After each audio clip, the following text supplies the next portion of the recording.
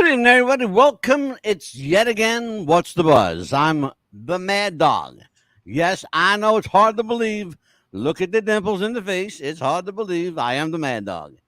Joined this week by my friend Pearl Jr. She joins us yet again to discuss more controversy, more of the inside. What happened to Michael? We will find out what happened to Michael. I promise you.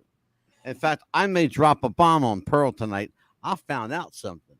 Yeah. Pearl, how are you, my friend? I am great, Mad Dog. How are you? I am jacked and stacked, ready for tonight's show.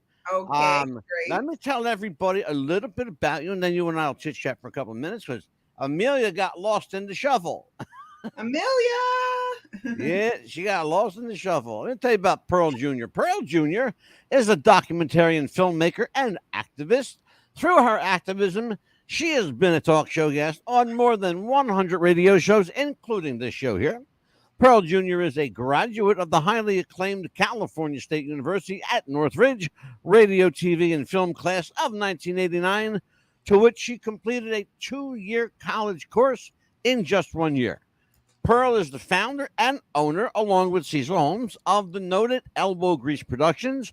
In addition to this, she has written, produced, and starred in a myriad of films depicting the rise, fall, life, and purported death of Michael, Joe, and or Joseph Jackson. We have a lot to talk about. Even you thought the first part was crazy. Folks, I assure you, if you're here, don't leave, because this is going to get good tonight. So without further ado, let me introduce you to my friend, Pearl Jr., the world's foremost authority on Mr. Michael Joe Jackson. How about that when I remembered it's Joe, not Joseph? Very good. Beautiful. Sorry about that. We're having a storm or something back here. Oh, we thought I was going to get ready to perform it out yet. No, we're having a storm or something. Sorry about that. Oh, that's all right. That's all right. As long as you're here. So I introduced Pearl. We have a lot. I have to tell you, Pearl, we get from time to time, we do shows that generate a little buzz. That's when aptly named the program What's the Buzz? So when you were here last, a couple of things you said piqued the interest of some viewers. Yes. You said at the very last thing you said before sign off was, you know where Michael is. That was the last thing you said. I did? Yes, you did. And it's on videotape for everyone to see. You said, you know where he is. Well, and I will quote you. You said, I found Michael. Okay, well, that's different. That's different than I know where he is. Because I have something to tell you. Every minute of the day, he can move. We are going to talk about that right now, because I am going to lay some knowledge on you. Someone who watched that show with you, someone who is not entirely unfamiliar with you and my show, obviously, confided some information. They said they know factually that Michael Jackson is alive and well. Wow. Go ahead. Okay. They said he's alive and well.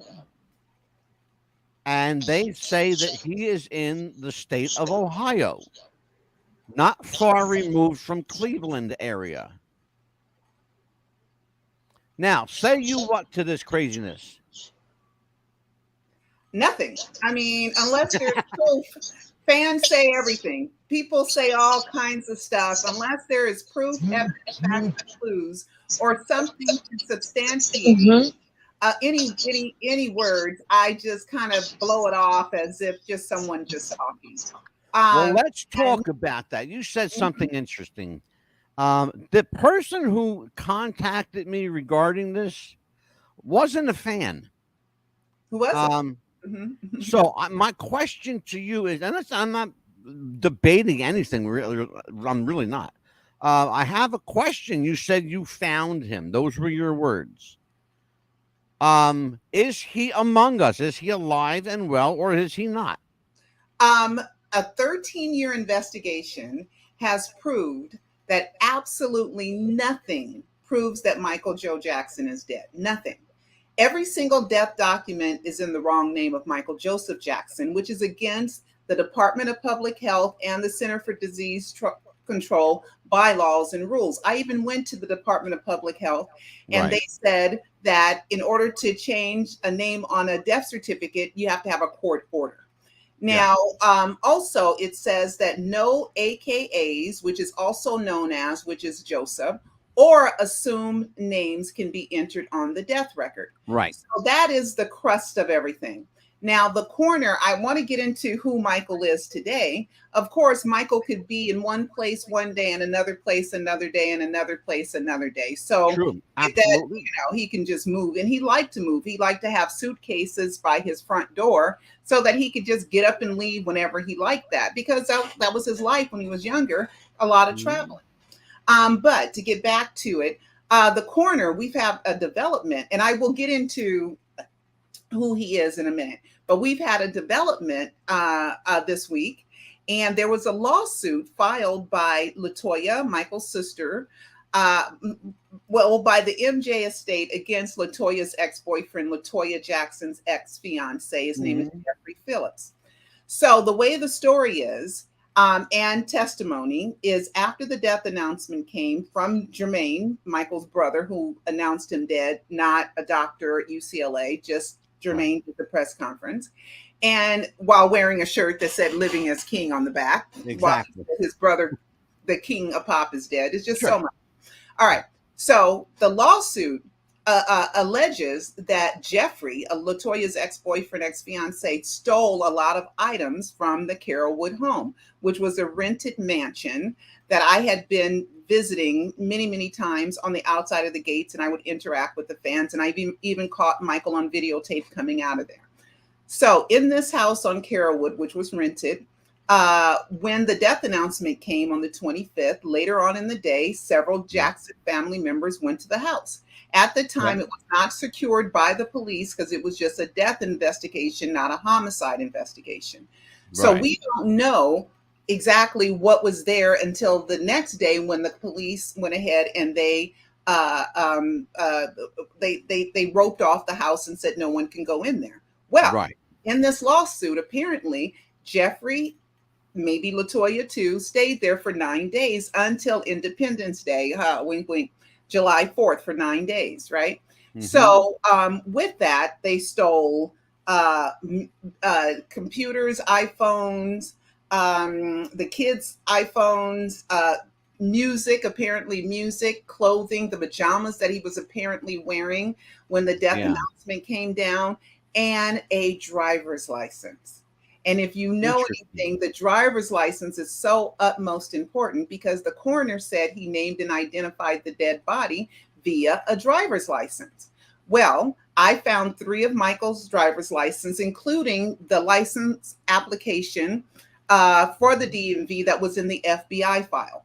The FBI has confirmed that Michael's real name is Michael Joe Jackson, and they also had the copy of the license and copy of the actual application.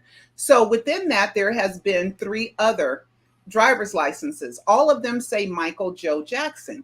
Well, when I contacted the coroner and I served him with the Freedom of Information Act, and I said, where is that driver's license in the name of Michael Joseph Jackson?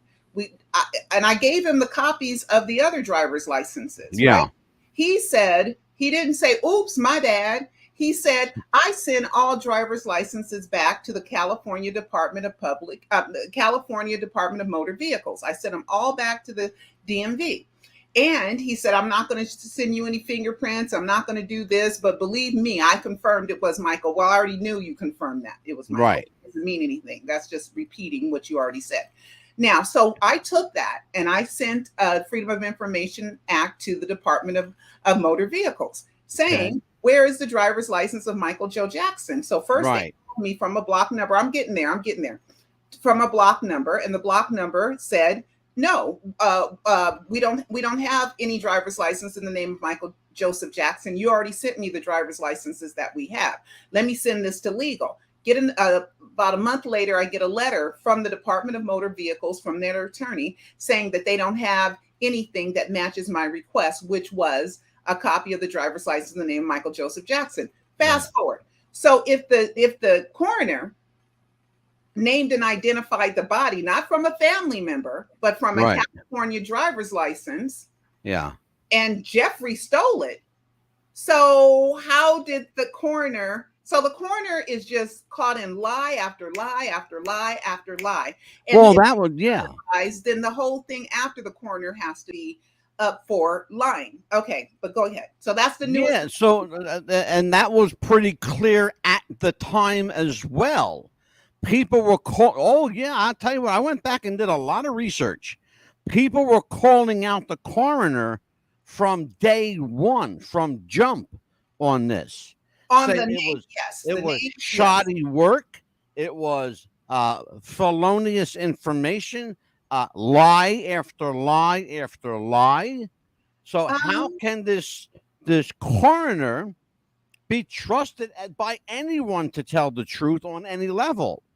Well, I mean, and why it wasn't there for so long? That dead body that was apparently there, because there was a dead body, wasn't the body of Michael Joseph Jackson. We also have the LAPD detective who saw the dead body, who witnessed parts of the autopsy. He also said that dead body looked nothing like Michael Jackson. That was another thing you said the last time we were here, and we actually had some info on that. Someone came forward and said not only did it not look like Michael, but if it was Michael, he gained a lot of weight in a very short time, like hours. No, not true. I'm so sorry. You got to remember, I have investigated this for 13 years. Okay. Right. The autopsy said the body weighed 136 pounds, which is really thin for a 5'9" male. 136 pounds, very thin.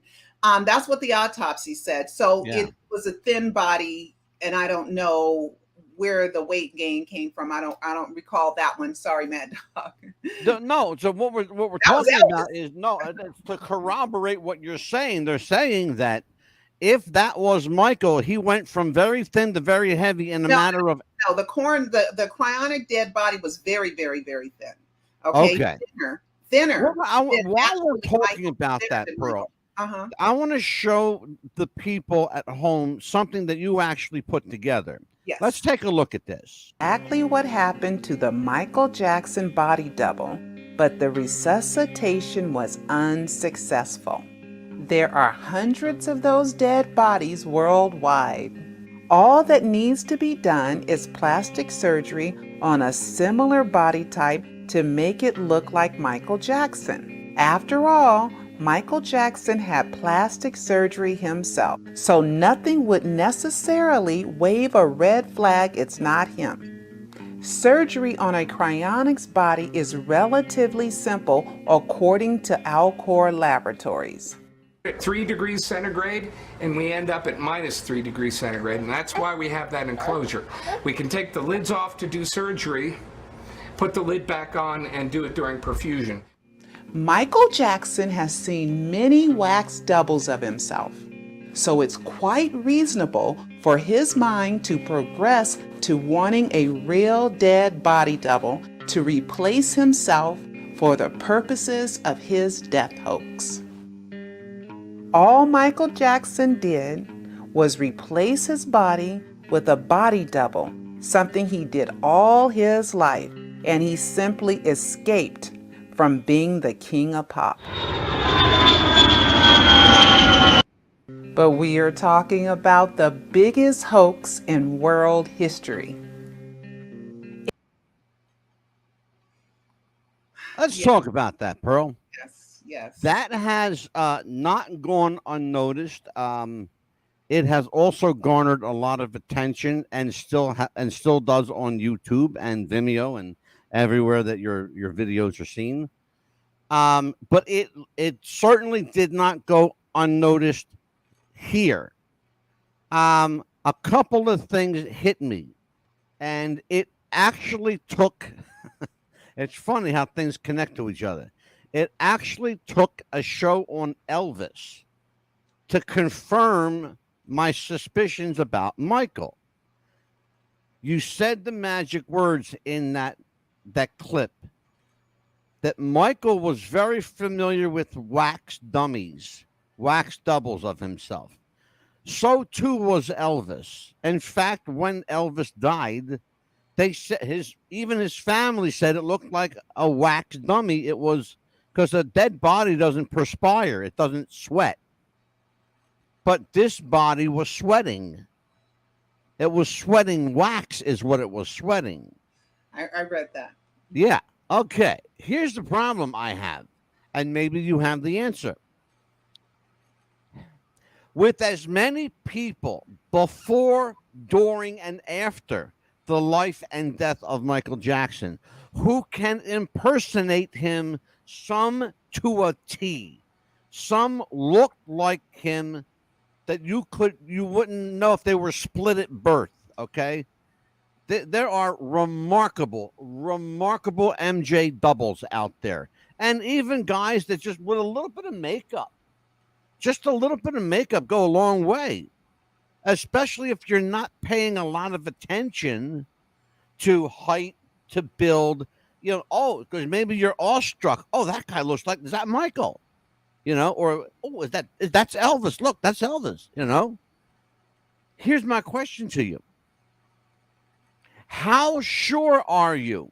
How sure is anybody that what you know to be true, you believe that Michael, and I'm not putting words in your mouth, but I'll paraphrase. You have a strong belief that Michael is still with us. Would that be? I don't have a strong belief. I know it. I've researched it. I've investigated it.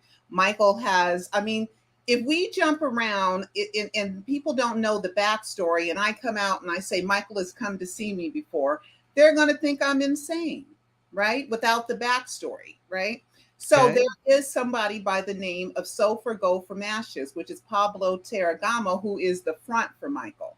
There's also somebody by the name of Peter Medani and Bobby Anderson, who's also the front for Michael Jackson, right? Mm-hmm. So what I did, when there's so many fakes out there and so many people pretending, what I did was I would make them do something with the family or make them do something with the estate in order to verify that he was Michael Jackson. You see? So in my Alive 3 documentary, and you played part of Alive 2, that's what you played, a part of the Alive 2 documentary.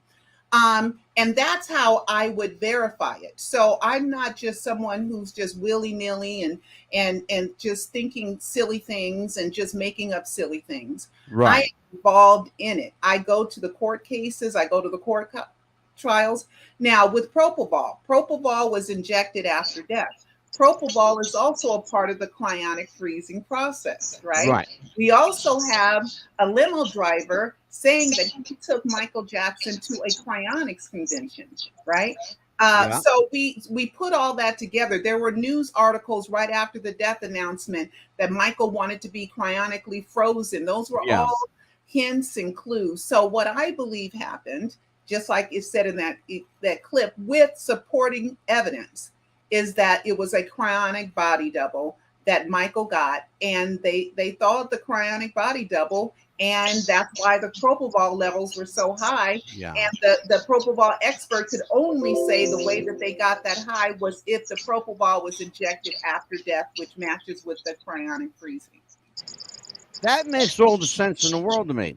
What also surprised me, and I didn't catch it the first time, was that you can perform surgery, elective surgery and cosmetic surgery on a corpse. Right, you can. Now, the thing is with cryonics is you have to freeze the body as soon as it's declared dead.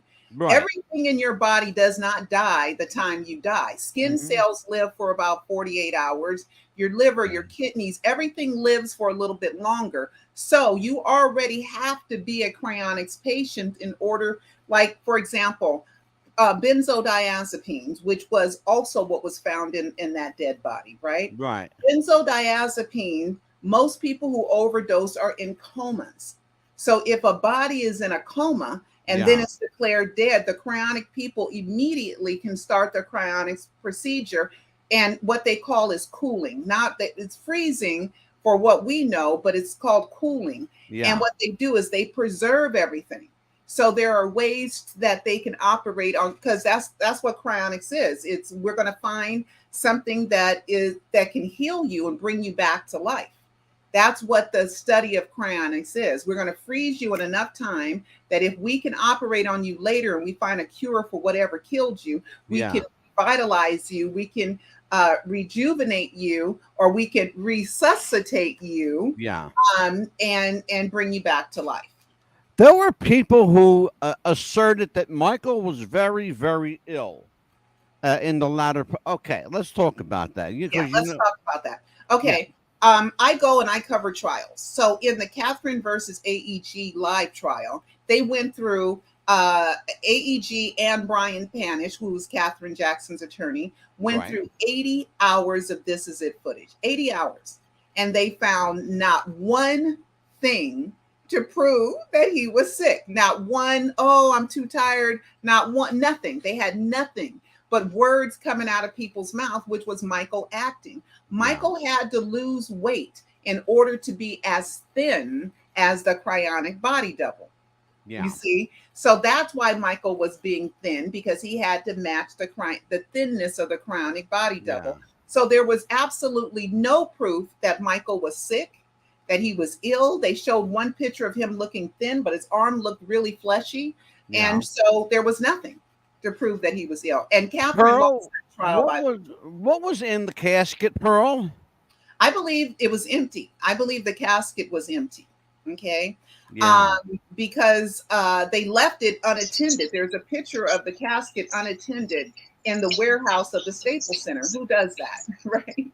And thank you. In a warehouse. Especially somebody like, supposedly allegedly Michael Jackson. Pardon me? Especially someone like Michael Jackson. There would be security all over the place. Right. And TMZ actually tried to follow that casket, and they said no one saw it leave the Staples Center that night. I heard that from other people as well. In fact, there are people that are willing to testify that casket never left the Staples Center. Well, it eventually did, but it didn't that day. It didn't that day. No, not that day. It didn't, and for probably 2 days afterward. Amelia, go. You are up. Go for it. The day that he supposedly died, do you think that they may have given him something to make it look like he had passed away and made him leave in the ambulance, and then maybe from there he left to his destination? Well, that's a little tricky because the EMTs had declared that body dead at Carrollwood. Dr. Murray refused to sign a death certificate with the name of Michael Jackson. Dr. Murray admitted that body into UCLA Medical Center by the name of Soleil Sean.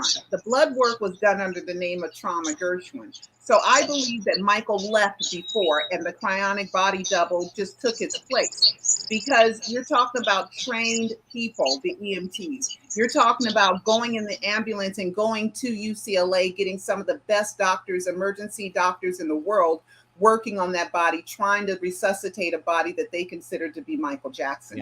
So the only way that everything that I have uncovered all these years that makes sense is that it was a cryonic body double. Everything, all the pieces match. Interesting. Pearl, let's take a look at something here. Yes. I think this is part of your work.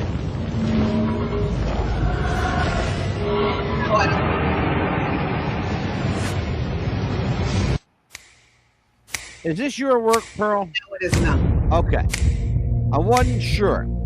We're going to take a look at this. We're going to watch this in total. It's very interesting stuff.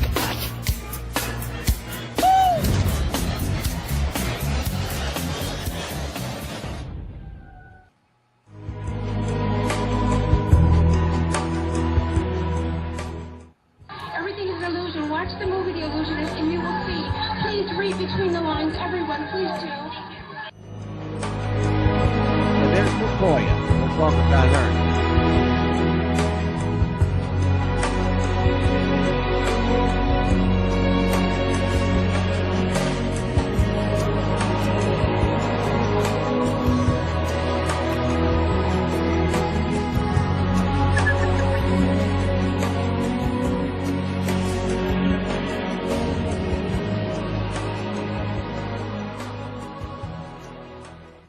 performing the songs my fans want to hear.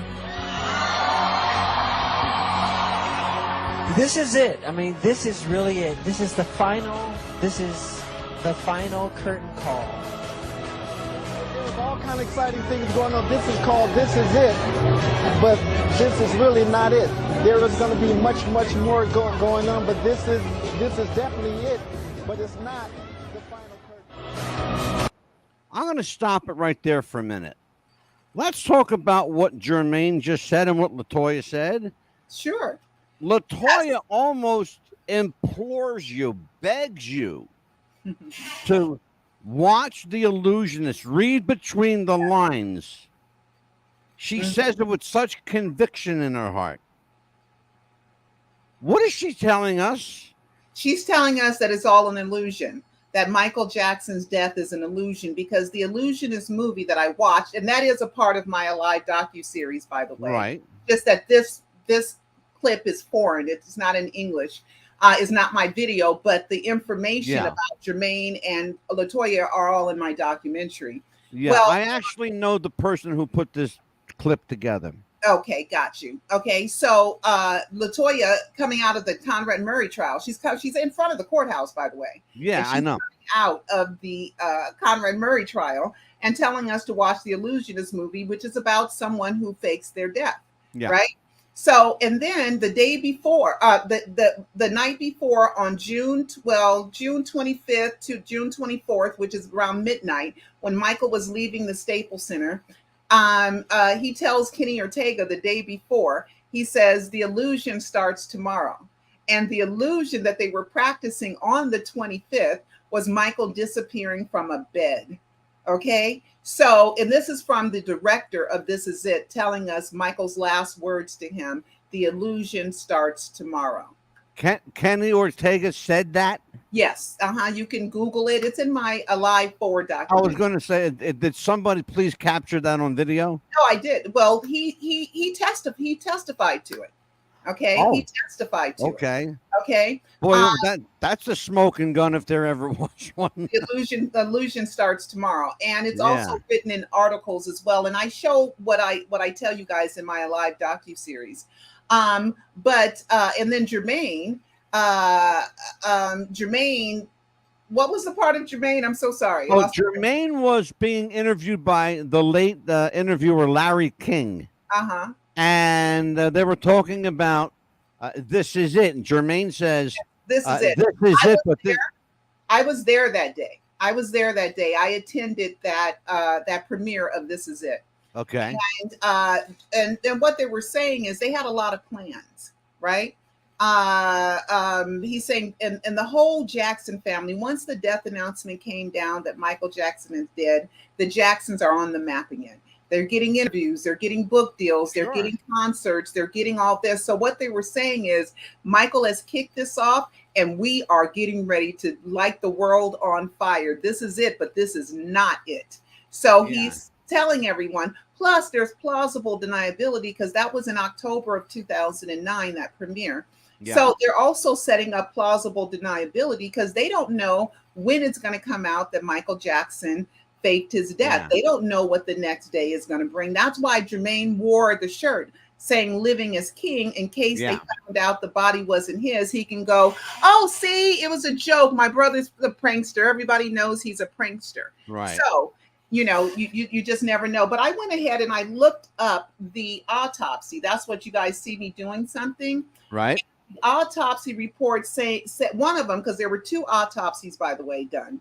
One of them said 112 pounds. The cryonic body double was really, really, really thin. The other one said 136 pounds. Okay. Right. So it's just so much that is wrong. Okay. Got that. Well, Jermaine's also says this is it, but this is not the final curtain call. Absolutely not. Okay. For whom? For them, for Michael, because we for the Jackson crew, album, the whole Jackson family.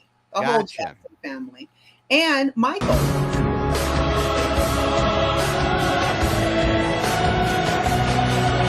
final curtain call. Jermaine says this is not the final curtain call. the Jackson brothers are about to return to the stage in an act. Is that true?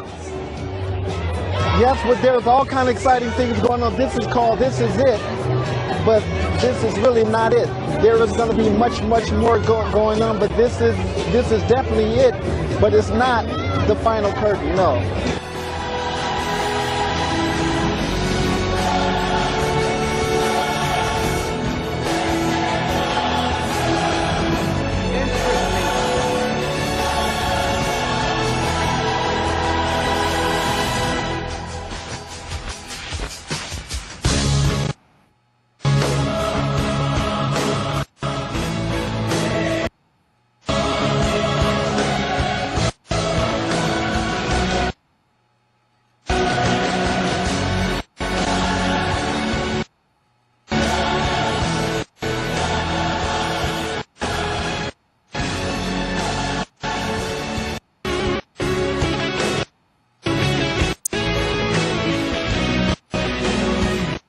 That we're having a little issue with that. So I'm just going to pull it. I'd rather just not deal with it. But the gist of it is the inference of it is that there's more to come. Not only is there more to come, but it may be from us and maybe from Michael and maybe who knows. And the inference is, we're playing a big prank on everybody, and some of you are in on the joke. Certainly, Pearl Jr. was in on the joke for sure. Well, it took me from December 25th all the way up to Valentine's Day to really have a solid footing and be 95% certain that Michael faked his death. Right. So in October, I wasn't totally sold on it. There were a lot of peculiarities, a lot of suspicious things, a lot of weird things. But I am someone that won't say that he faked his death unless I have so much evidence that it's overwhelming. Yeah. Amelia. The anniversary of his death was just a couple of days ago. Absolutely was. Yeah. It seems like a lot of people are having some internet issues. I think it's because I have a thunderstorm. I don't know if you can hear the thunder around me. And so go ahead, Amelia. Forget the weather. Yeah, it's really bad. Sorry about that. And it's just a lot of people were commenting, and a lot of people are saying, Spanish culture that I'm from. A lot of people are saying, yes, he's still alive. I believe it, because a lot of us grew up on his music, Spanish speaking, and we grew up with Spanish speaking. And then when his music came around, a lot of people were like, oh my God, we love this kind of music. And my uncle, he's like in his 70s now. He's like, look at this. And every time when New Year's came around, that's all he would play was that kind of music. And we're like, yes, we got a cool uncle. So we actually would be like, all right, we're going to go to my uncle's house for New Year's and we're going to celebrate this, because that's all he would play. So we got used to that. And now it's like, we tell him that, he's like, he's like, yeah, he's still alive. He believes that too. And Amelia, do you have a question? Yes, I was going to ask you as well. As far as the family and everything and his children, how do they feel about all these rumors going on that his dad, they're saying that about their dad? Do they also have anything to say about the media? Or they have been extremely active, leaving lots of clues. When you watch my Alive docuseries, you'll see that the most active had been Paris Jackson. She played the most. She gave the most death hoax clues. She would quote things that says Michael's alive at award shows. She would post the Abbey Road album cover, which is the symbolism for the Paul is dead death hoax. She would post things about Elvis. She would also post things to me, like she would post something like I would ask for a clue or something, and she would post like a milk called Pearl, or she would post Janis Joplin's Pearl album and stuff like that. So, and then Prince has been very, very active. He did Oz the Great and Powerful, which is a review. He did a review for like Entertainment Tonight, I think it was. And he did a review of Oz the Great and Powerful, which is a movie based off of The Wizard of Oz, based off, The Wiz, and which Michael acted in. And there's 2 fake deaths in that movie. So they've been, and it's so much more. I can't even remember all the clues that Paris would write "Staying Alive, Staying Alive," ha ha ha ha. Ha. Well, I'm going to refresh your memory. Oh, Pink. They would do Pink and write lyrics, because Pink had an album called Still Alive or something. I have to look it up. And they would post Pink, and it was just a lot of really fun stuff that they would leave to let us know that Michael did fake his death, and that Pearl, let's take a look at some more clues. Okay, let's Suicide. Did Michael Jackson fake his death to save his life?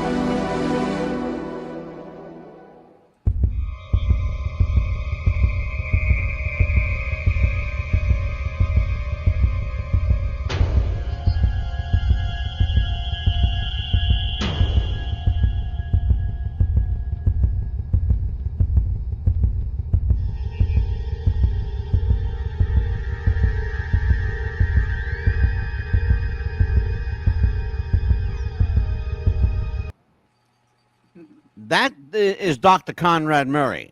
Yes, it is. Mm-hmm. Why is he hanging out with a Sony executive? Well, that right there is they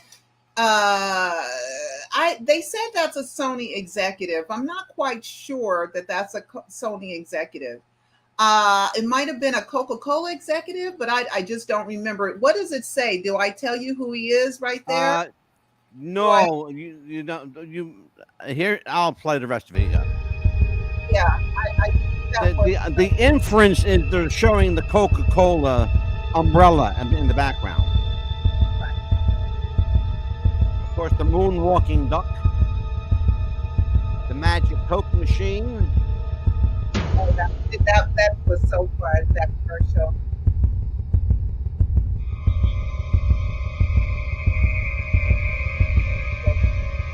And I have a question for you, Pearl. Why is the Thriller jacket described by you as a major clue? I don't get the inference there.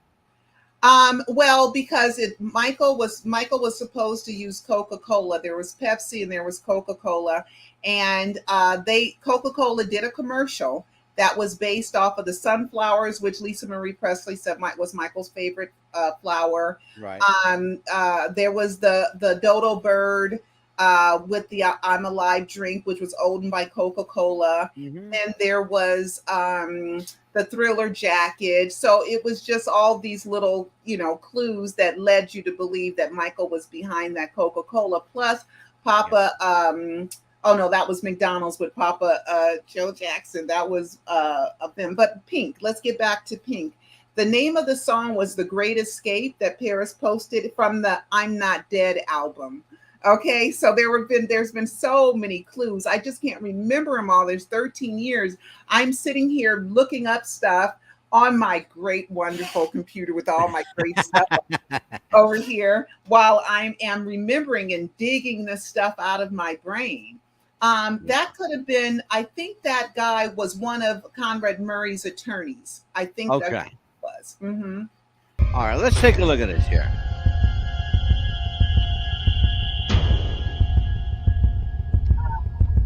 Oh yeah, this has always been, and we settled this the last time. It's Michael Joe Jackson, not Joseph.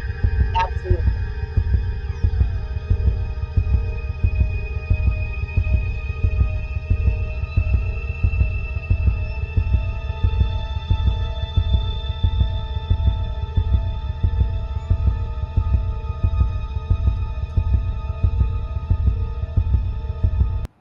Pearl, I got a question for you. Sure. Michael's father, we call him Papa Joe.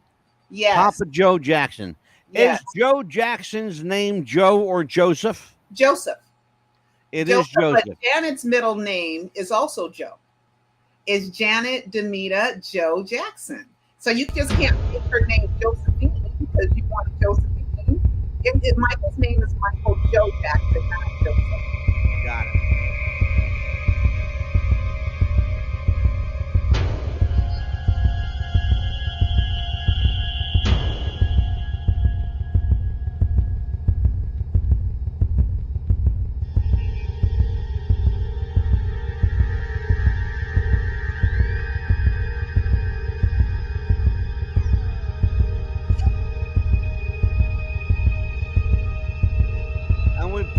this up to the last time we were here. Yes. We talked about the 2011 comment. Okay, this is we're looking at Oh, a I took sign. that picture myself. I want you to know that that's my photography. I took that video, that picture myself. Yeah, and I want to talk about that. It's interesting. The McDonald's advertisement at the time was they were promoting their coffee, the cup of Joe. Yes. Cup of Joe. If this is coffee, consider this Joseph. Yes. Okay. The other thing, and we talked about this the last time you were here, and I want to go back to it just so we refresh everybody. Michael passed in 2009. No, the death announcement came 2009. Oh, okay. The death announcement, okay, came 2009. Yes. We're looking at something from 2010, but Michael himself, in his own hand, writes this.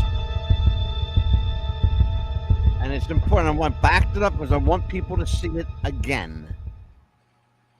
Suicide. Did Michael Jackson fake his death to save his life? You know? There you are. Exactly.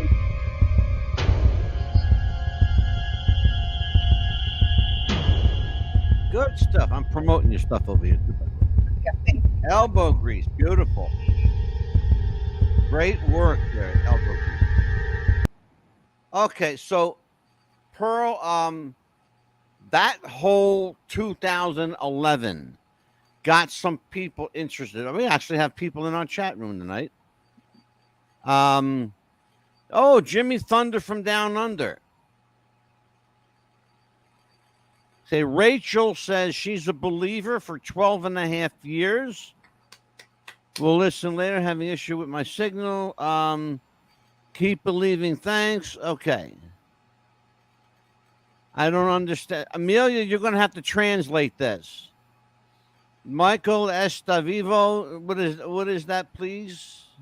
She says that she seriously believes that he's still alive.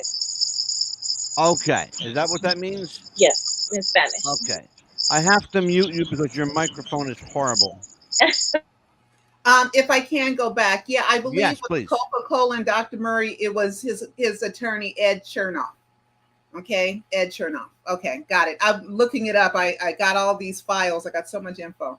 But go ahead. Okay. Mhm. Interesting stuff. It really is. One of the things we try to do here, and it's nice to have fun with stuff like this, but we try to get to the crux of it, the heart of it, the serious nature of faking your death, of wanting out so bad that you'd be willing to go to such extremes to do it.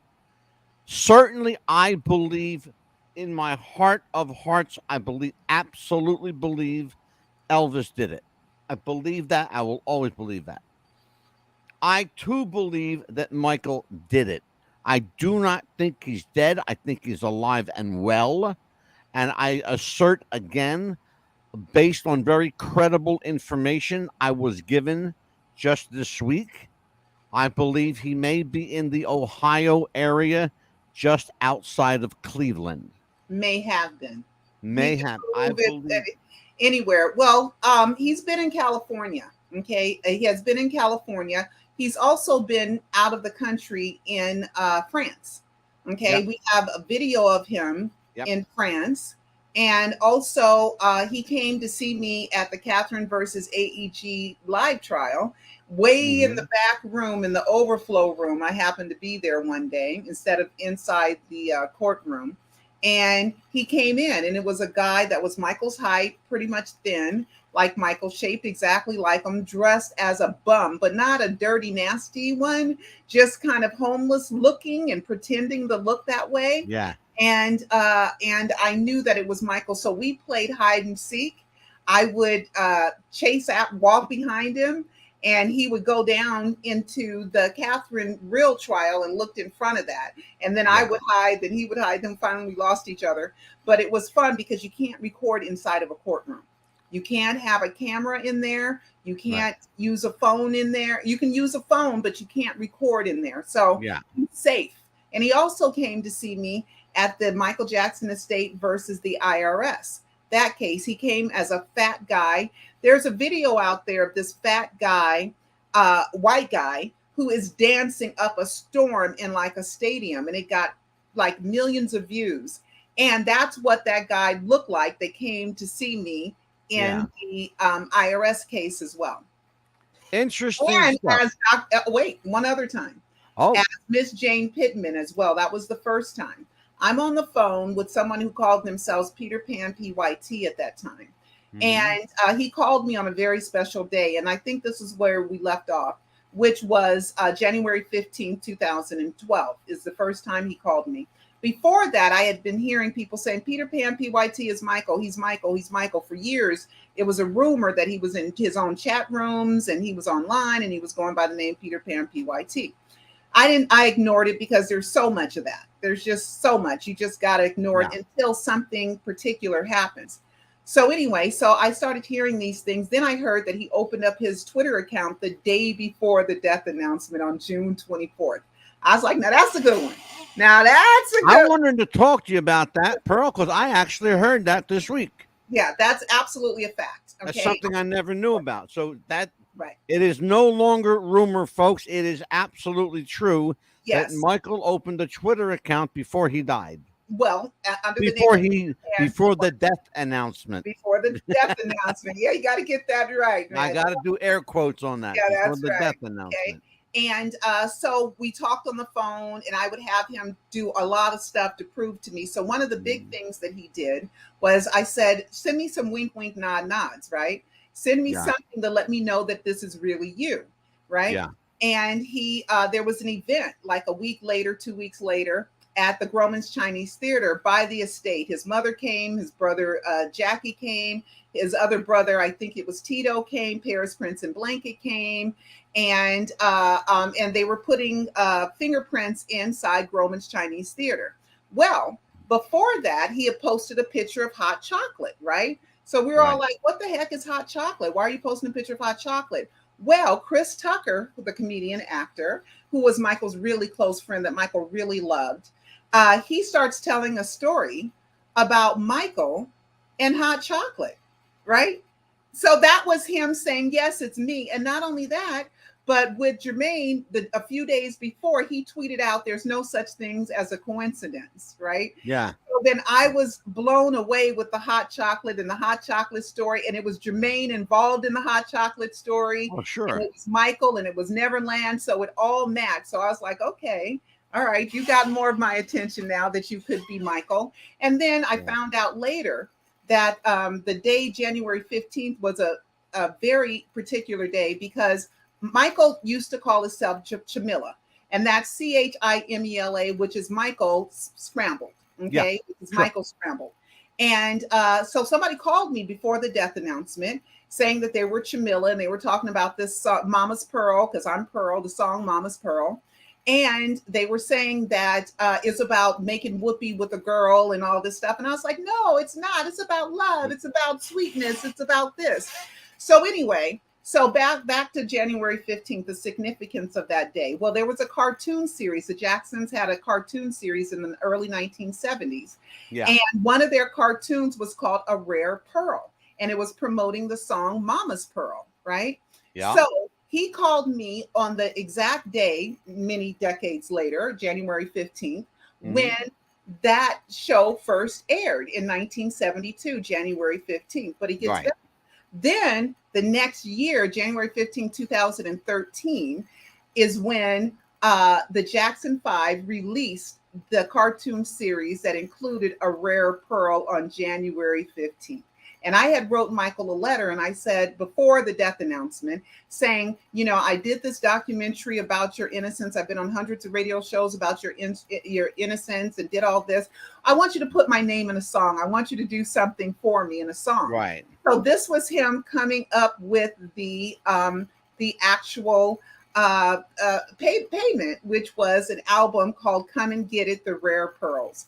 And it just all matched with the day that he first called me. And there's much more, but that's one of the stories, how I proved that. Fabulous. Amelia, I am going to give you the last round of questions. Go for it. As far as you know, you interviewing Michael and everything, is there anyone else that you have wanted to interview that also could collaborate this as well? Noise. Well, collaborate. Well, I've interviewed Jermaine, I've interviewed Papa Joe before, but I'm not going to embarrass them and ask them about the death announcement.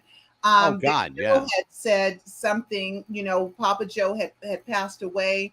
I knew that he wanted me there, so I got invited to Papa Joe's memorial with the entire family and close friends. So I've been amongst them, but I'm not going to put them in a situation where I'm going to put a mic in their face and disrespect them and do that. It's just kind of uncouth. It's kind of a wink, wink, nod, nod. Yeah, you know me. Yeah, I know. Yeah. And they send me all kinds of like death hoax clues and stuff. Right. Like one time I got a picture of me and LaToya Jeffrey, who I just talked about at the beginning of the show, who allegedly stole all these items, and Brenda Ritchie. I was talking on the phone to Peter Pan PYT, aka Peter Medani, aka Bobby Anderson, and he knew I was going out this particular night with my friends. And so I made a big deal out of going out. So we went to see the Arsenio Hall show. And then afterwards, he called me and he was like, so where are you going? Where are you going? Where are you going out to dinner? And I said, we're going to the Polo Lounge. And he said to me, he sang a cappella. I just can't stop loving you a cappella. He sang that to me on the phone and my friend was in the car.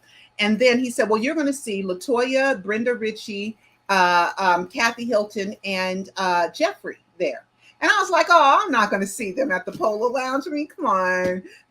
I get off the phone. Within 5 to 10 minutes, I walk into the Polo Lounge and LaToya, Jeffrey, and Brenda Ritchie are right there. Kathy Hilton, I think she arrived late, but they were all there. And LaToya is right there. And she's looking at me in my eyes like, it's okay. You can come talk to me. Had a conversation with them and everything and got a picture to show, and he set that all up for me. So there has been many, many, many things. If you want to know who Michael is, how I prove who he is, you got to watch a live 3 and a live 4. Yeah, absolutely. I'll tell you what, I want you to promote the hell out of them right now, as a matter of fact. Okay. And will there be number 5? Yes, I hope one day that I can do a number 5. I have plenty of information for an alive. Oh, I'm telling you what, you got information overload, lady. You got enough for like a 10-part series. I certainly have so much. But anyway, they can go to michaeljacksoninsider.com. All the links are right there so that you can watch the documentaries. I also have over 600 videos on my YouTube channel, where if you can't afford to pay for the documentaries, I do offer the information for free. Right. But it's going to take you, 6 months to watch the 600 videos. So I've condensed it and made it more professional in a 350 minute live docu-series. So there's 4 parts, and then there is also the short film, A Prisoner of Fame. So just go to michaeljacksoninsider.com. Can people reach you, Pearl, through Elbow Grease Productions? Yes, they tell them how to do that, please. Just send me an email, Pearl JR, PEARL JR @michaeljacksoninsider.com. Fabulous. I'll tell you what. Or just message me on my social media. I have there you go. Instagram. And Pearl has got plenty of social media, I assure you. Yes. Take it from me. I will tell you, she's all over the place. I try. Yes, indeed. Well, I'll tell you what. We were going to have you tomorrow night, Pearl, but you're going to spend some time with family and get some business done. Unfortunately. So tomorrow night, join Amelia and I as we welcome back our dear friend Bruce Clark, and we will go down the conspiracy rabbit hole like never before. For Pearl Jr., for Amelia Pitbull Chapman, I'm the Mad Dog. We'll see you tomorrow night, folks. Bye-bye. Bye.